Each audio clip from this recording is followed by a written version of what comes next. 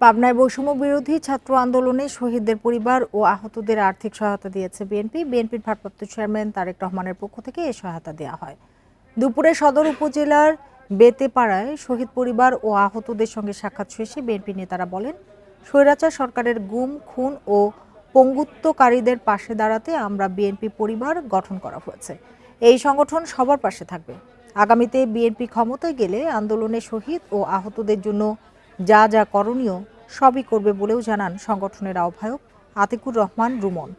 BNP চেয়ারপারসনের উপদেষ্টা হাবিবুর রহমান হাবিবের সভাপতিত্বে এ সময় উপস্থিত ছিলেন বিএনপি চেয়ারপারসনের বিশেষ সহকারী শামসুর রহমান শিমুল বিশ্বাস সহ কেন্দ্রীয় ও স্থানীয় নেতারা।